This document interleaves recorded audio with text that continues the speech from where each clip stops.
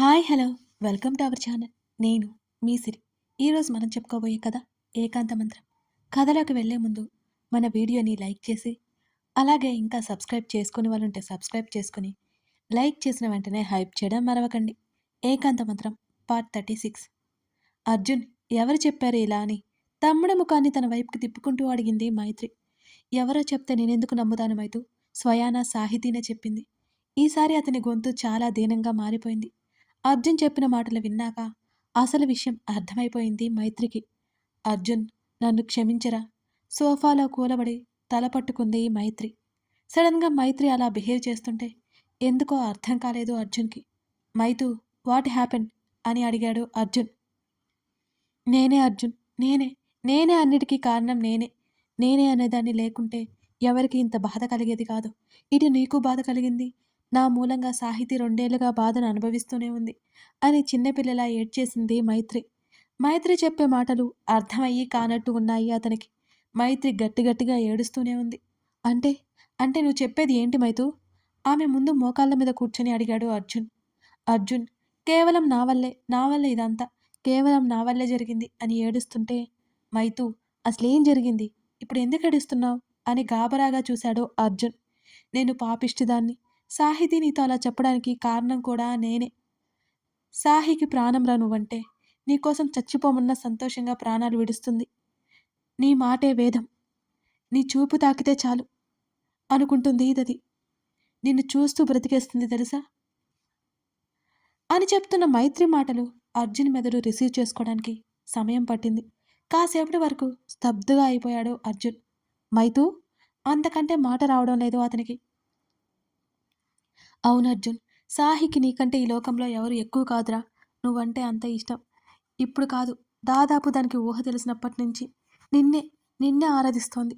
నీతో కలిసి జీవితం పంచుకోవాలని ఎన్ని కలలు కందో నాకు మాత్రమే తెలుసు అర్జున్ అంది మైత్రి. ఏం మాట్లాడాలో అర్థమవ్వక అలాగే నిశ్చలంగా ఉండిపోయాడు అర్జున్. నువ్వు నువ్వు చెప్పేది నిజమా? అతని మాటలు తడబడుతున్నాయి. గ్రహిస్తే అతని గొంతులో తడి ఇట్టే కనిపిస్తోంది, వినిపిస్తోంది. అవును, నీ మీద ప్రాణాలు పెట్టేసుకుంది రాది. నువ్వు వెళ్ళిపోతున్నావని తెలిసినప్పుడు చిన్నపిల్లలా ఎలా ఏడ్చిందో నాకు మాత్రమే తెలుసు. 2 సంవత్సరాలే కదా అని నేను అని ఎంత ఓదార్చినా నా మాట వినలేదు. రోజు అర్జున్ని చూడకుండా ఎలా ఉండాలి అని వెక్కిళ్ళు పెట్టి మరీ ఏడ్చేసింది. నీతో ఎప్పుడెప్పుడు మనసులో మాట చెప్పాలా అని చాలా ఎదురు చూసింది. నువ్వు మళ్ళీ నో అంటావేమోనని దాని భయం అంది మైత్రి. ఆ క్షణం అర్జున్ మనసు మీద పన్నీరు జల్లినట్టుగా ఉంది. సాహితీ మనసు తన కోసం ఇంత తపిస్తోందా? లైఫ్లో ఎప్పుడూ ఎరగనంత సంతోషంగా ఉన్నాడు అర్జున్. సంతోషంతో అతని కనుపాప మీద సన్నటి నీటి పొర తేలియాడింది. అదే సమయంలో అతని పెదవుల మీద చిరునవ్వు మెరిసింది. కానీ అర్జున్, అంతా నా వల్లే. సాహి నీతో అలా మాట్లాడింది కూడా నా వల్లే. సాహిని అవమానించి నీకు తగిన అమ్మాయి కాదని, తన ప్రేమ విషయం నీతో చెప్తే ప్రాణాలు తీసుకుంటానని చెప్పాను. అందుకే అందుకే తను ఆగిపోయిందని భయంగా తమ్ముడు వైపు చూసింది ఏడ్చేస్తూనే మైత్రి. అప్పటి వరకు పడిన సంతోషం చిటికలో పోయినట్టు అనిపించింది అర్జున్కి తన అక్క మాటలు వింటున్న కొద్దీ.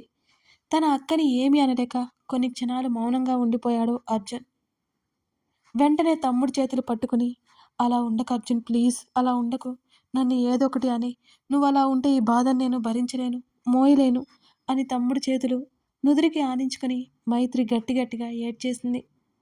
ఏమనాలి మైతు? నీకు ఆ పర్సన్ నచ్చకపోతే నువ్వు దూరంగా ఉండడం అది పూర్తిగా నీ స్వగతం. కానీ నువ్వు నీ అభిప్రాయాలను పక్క వాళ్ళ మీద రుద్దడం కరెక్టేనా? దీనంగా వచ్చాయి అతని మాటలు. తప్పు చేశాను అర్జున్, నేను తప్పు చేశాను. సరిదిద్దుకోలేని తప్పు చేశాను. ఏమీ తెలుసుకోకుండా నా మాటలతో అటు సాహితిని బాధ పెట్టాను. నువ్వు కూడా అలా ఉండకురా. నేను భరించలేను అని చేతుల్లో ముఖం దాచుకుంది మైత్రి.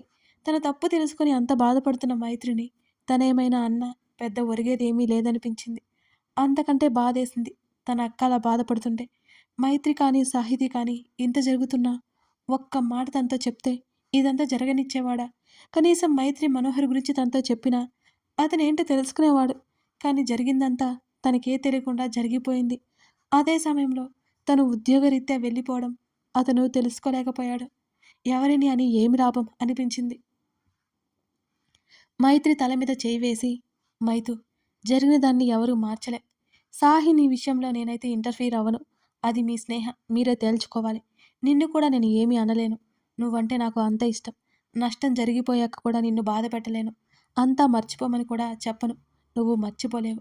నా విషయంలో నువ్వు గిల్టీ ఫీల్ అవ్వాల్సిన పని లేదు. సరేనా? ఏడవకు. ఇప్పటినుంచి నీ ప్రేమను, నీ ఇష్టాన్ని సాహి మీద చూపించు. నీతో స్నేహం కొనసాగించాలా వద్దా అనేది తనిష్టమిక. కానీ నువ్వు బాధపడుతుంటే నేను హ్యాపీగా ఉండలేను అని చెప్పాడు అర్జున్. కళ్ళు తుడుచుకుంది మైత్రి. మీ ఇద్దరు హ్యాపీగా ఉంటే నేను ఆటోమేటిక్గా హ్యాపీ అవుతాను అర్జున్.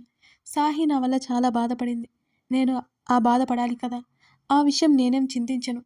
కానీ మీ ఇద్దరి పెళ్లి నేను చేస్తానని ఒకప్పుడు సాహికి మాట ఇచ్చాను. ఇప్పుడు తన మనసు ఏంటో నీకు అర్థమైంది కదా. ఇప్పుడు కూడా నువ్వు పెళ్లి వద్దు అనవనే నేను అనుకుంటున్నాను అని అంది మైత్రి. మైత్రి కన్నీళ్లు తుడిచి తనతో పాటు బయటికి తీసుకువచ్చాడు అర్జున్. రుసరుసలాడుతూ సోఫాలో కూర్చున్నాడు శ్రీనివాస్. కంగారుగా ఉంది అమృత. అమ్మా, అర్జున్కి పెళ్లి ఇష్టమే. టైం అయింది, వెళ్దామా? వీలైనంతగా నవ్వుతూ అడిగింది మైత్రి. వీణ్ణి ఎలా నమ్మేది? ఆ? మళ్ళీ పెళ్లి వద్దనుడు అని గ్యారంటీ ఏంటి? అంటూ కొడుకు వైపు కోపంగా చూసి కూతుర్ని ప్రశ్నించాడు శ్రీనివాస్. అది డాడీ, ఏం చెప్పాలో అర్థం కాలేదు మైత్రికి. ఏదైనా చెప్పు అన్నట్టు అర్జున్ వైపు చూసింది. మీకు ఆ భయం అక్కర్లేదు పదండ. అమ్మా, సాహిన్ తప్ప నేను ఎవరిని పెళ్లి చేసుకుని తల్లి భుజం చుట్టూ చెయ్యేసి చెప్పాడు అర్జున్. అర్జున్ ప్రవర్తన చూసి పిచ్చి లేచింది శ్రీనివాసుకి. చిన్నప్పటి నుంచి అంతే, దేనికి సరిగ్గా సమాధానం చెప్పడు. ఆయనకి అదే బాగా కోపం. డాడీ, మీరంత టెన్షన్ పడకండి. మీ మాట పోదు. నేను బైక్ మీద వస్తాను, మీరు బయలుదేరండి అంటూ హుషారుగా గదిలోకి వెళ్ళాడు అర్జున్. అప్పటికప్పుడు మారిన కొడుకు ప్రవర్తన వాళ్ళిద్దరికీ ఏమీ అర్థం కాలేదు. ఇద్దరూ మైత్రి వైపు చూపు తిప్పగా, స్వీటీని నేను కొంచెం రెడీ చేయాలి రా అంటూ కూతుర్ని గదిలోకి తీసుకెళ్లిపోయింది మైత్రి అక్కడి నుంచి తప్పించుకుంటూ. అంతా సర్దుమనిగా గాని ఊపిరి పీల్చుకోలేదు అమృత. వైషు, నువ్వు స్కూటీ డ్రైవ్ చేయవే, నీతో పాటు వస్తాను. మమ్మీ డాడీ వాళ్ళు కారులో బయలుదేరారు అన్నది సాహితి. సాహి, ఈ అవకాశాన్ని మిస్ చేసుకోకే. ఎంత చక్కగా అర్జున్తో రావచ్చు కదా. సాహితిని చూస్తూ కళ్ళు ఎగరేసింది వైష్ణవి. సాహితి బుగ్గలు కందిపోయాయి. లేదన్నట్టు అడ్డంగా తల ఊపింది సాహితి. అర్జున్తో అతనంటే ఇష్టం లేదని చెప్పిన మాటలు ఇప్పుడు సాహితీకి ఏమీ గుర్తులేవు. అతనితో పెళ్ళి అని మాత్రం గుర్తుకొస్తుంది.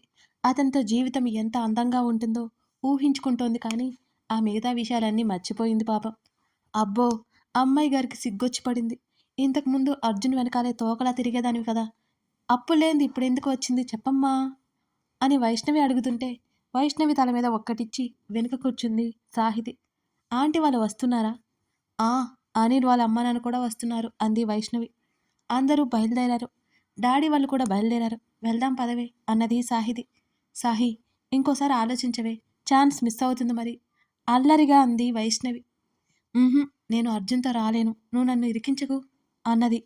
ఆ మాట అంటుండగానే అమృత, స్వీటీ, మైత్రి అందరూ బయటకొచ్చారు. ఎన్నో రోజుల తర్వాత నవ్వు ముఖంతో చక్కగా ఉన్న సాహితిని చూసి తృప్తిపడింది మైత్రి. సాహితి దగ్గరకు వచ్చి దిష్టి తగులుతుందంటూ మెటికలు విరిచింది అమృత. మహాలక్ష్మిలా ఉన్న సాహితిని కాదు అన్నందుకు అర్జున్ మీద విపరీతమైన కోపం వచ్చింది శ్రీనివాస్కి. అర్జున్ కాదు అన్న చేతుల కాళ్ళు కట్టేసి మరీ పెళ్లి జరిపించాలి అనుకున్నాడు శ్రీనివాస్ మనసులో. సాహి అక్క అంటూ సాహితి మీదకు దూకింది స్వీటీ. స్వీటీని ఎత్తుకుని బుగ్గ మీద ముద్దు ఇచ్చింది సాహితి. మైత్రి, సాహితి ముఖముఖాలు చూసుకుని మౌనంగా ఉన్నారు. మీరింకా ఇక్కడే ఉన్నారేంటి అని అడిగింది అమృత. బయలుదేరుతున్నావాంటీ అంది సాహితి స్వీటీని దించుతూ. మీకు తెలుసు కదా ఆంటీ, దీనికి కారు పడదని. అందుకే స్కూటీలో తీసుకొస్తున్నా. చక్కగా అర్జున్తో రమ్మంటే రావట్లేదు అంటున్న వైష్ణవిని కొట్టేలా చూసింది సాహితి. నువ్వు అర్జున్తో రా సాహి. వైషు, నువ్వు కారులో రా అన్నది అమృత. అర్జున్ ఇంకా రాలేదు కదా ఆంటీ, పర్లేదు, నేను వైషుతో వస్తాను కంగారు దాచుకుంటూ చెప్పింది సాహితి. మావయ్య, స్వీటీ అరుపుతో అర్జున్ కూడా బయటికి వచ్చాడని తెలిసి సాహితికి గుండె జల్లుమంది. వెంటనే వెనక్కి తిరిగిపోయింది. వైశ్యుని చంపేసేలా చూస్తూ లోపలే తిట్టుకోసాగింది. కళ్ళెగరేసి ఎంజాయ్ అన్నట్టు పెదవులు కదిపింది వైష్ణవి. నాతో రాకపోతే చంపేస్తానన్నట్టు వైష్ణవిని చూస్తూ సైగ చేసి బెదిరించింది సాహితి. మీరందరూ ఇక్కడే ఉన్నారేంటి? నన్ను తొందర పెట్టారు అంటూ అక్కడికొచ్చాడు అర్జున్. సాహితిని అతను గమనించలేదు. మావయ్య, నేను నీతో వస్తాను అంటూ అర్జున్ దగ్గరికి పరిగెత్తింది స్వీటీ. స్వీటీని బైక్ మీద ముందు వైపు కూర్చోబెట్టుకుంటూ అప్పుడు చూశాడు సాహితిని అర్జున్. అటువైపు తిరిగి ఉంది ఆమె. ఆమె బారు జడ వెనక్కి వేలాడుతోంది. లంగా ఓణీలో ఉంది. మెడ వెనక నుంచే బొమ్మలా కనబడుతోంది. ఆమె తన వైపు తిరిగితే బావుండని అనుకుంటున్నాడు అతను. అర్జున్ వైపు చూసి దగ్గింది వైష్ణవి ముసిముసిగా నవ్వుకుంటూ. ఛీ, ఈ వైశ్యకి బుద్ధి లేదు. ఇప్పుడు నేను అర్జున్ని ఎలా ఫేస్ చేయాలసలు? ఆంటీ ప్లీజ్, మీరు చెప్పకూడదు అని లోపల గొనుక్కుంది మెల్లిగా. శ్రీనివాస్ మైత్రి అప్పటికే కారులో కూర్చున్నారు. అర్జున్, సాహిని నీతో పాటు తీసుకురా. వైష్ణవి, నువ్వు కారులో రమ్మా అంటున్న అమృత మాటలకి ఆమె గుండె వేగం ఒక్కసారిగా పెరిగింది. స్కూటీ మీద కూర్చున్న వైష్ణవిని పక్కన నిలబడ్డ సాహితిని చూసి మ్యాటర్ అర్థమైపోయింది అర్జున్కి. మైత్రి మాటలు అతనికి దూరంగా ఉంది అనే కోపం అర్జున్లో ఎక్కువగా ఉంది. అంతేకాకుండా సాహితీతో తేల్చుకోవాల్సిన లెక్కలు బోల్డనున్నాయి అతనికి. అతను ఏం మాట్లాడకపోయేసరికి అర్జున్, సాహిని తీసుకుని నువ్వు వచ్చే నాన్న. కొడుకు వినిపించుకోలేదేమోనని మళ్ళీ చెప్పింది అమృత. ఆంటీ, నేను వైషుతో వస్తాను అని కనీసం వెనక్కి తిరగకుండా చెప్పింది సాహితి. ఆమె గొంతులో వణుకు అర్జున్ కనిపెట్టేశాడు. త్వరగా వస్తే వెళ్దాం అన్నాడు అర్జున్. అర్జున్ వైపు కళ్ళతోనే చూపించి నవ్వుకుంటూ వెళ్ళిపోయింది వైష్ణవి. అమృత వైష్ణవి కారెక్కారు. మెల్లిగా అతని వైపు తిరిగి కళ్ళు దించింది సాహితి. సాహి అక్క, త్వరగా రా, స్వీటీ అరుస్తోంది. అక్క కాదు, అత్త, స్వీటీ చెవిలో మెల్లిగా చెప్పాడు అర్జున్. సాహి అత్త, భలే భలే అని అరిచింది స్వీటీ. ఆ మాటకి ఉలిక్కిపడ్డట్టు కళ్ళెత్తి చూసింది సాహితి. ఆ సోగ కళ్ళ నుంచి చూపు తిప్పుకోవడం ఎవరికి సాధ్యమవుతుంది అనిపించింది అర్జున్కి. సాహితి కళ్ళల్లో చిక్కుకున్నాయి అతని చూపులు. పట్టు పరికినిలో బుట్ట బొమ్మల ఎంత అందంగా ఉంది తన ప్రాణసఖి. కళ్ళు క్షణానికొకసారి టపటపలాడిస్తూ గులాబీ రేకులాంటి పెదవులు వణుకుతుంటే ఆమె నిండైన కనుబొమ్మల దగ్గర ముడివేసిన నొసలకి అనుగుణంగా కదులుతున్న బొట్టు, ఊగుతున్న చెవి జుంకాలు, ఓని కొంగు చివర ఆమె 2 చేతుల మధ్య నలుగుతూ ఉండగా అతని దగ్గరకు అడుగులు వేసింది సాహితి. సాహితి కళ్ళెత్తి చూడగానే అర్జున్ ఎటో చూస్తున్నట్టుగా ముఖం తిప్పేసుకున్నాడు. అతడు ఎందుకలా మాట్లాడకుండా ఉన్నాడో సాహితికి అర్థం కాలేదు. కనీసం ఆ బట్టల్లో తను ఎలా ఉందో కూడా చెప్పలేదు అతను. పెదవులు బిగించి మౌనంగా బైక్ మీద కూర్చుంది సాహితి. సరిగ్గానే కూర్చున్నాను. అతడు బైక్ ఎక్కిన తర్వాత అతను అడగడం, ఆమె చెప్పడం అది మొదటి నుంచి ఉన్న అలవాటే. ఆ మూలంగానే చెప్పింది. బైక్ స్టార్ట్ చేయగానే అప్రయత్నంగా అతని భుజం మీద చెయ్యేసింది సాహితి.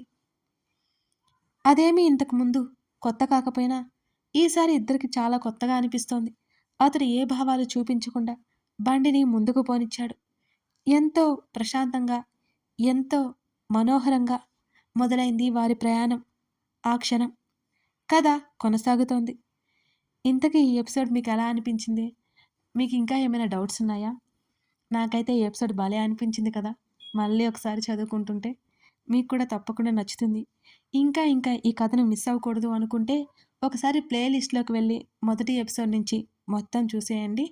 అర్జున్ సాహితీల అందమైన ప్రేమ ప్రయాణం మీ అందరికీ నచ్చిందని అనుకుంటున్నాను. వీడియోని లైక్ చేసి కామెంట్ చేయండి. Thank you.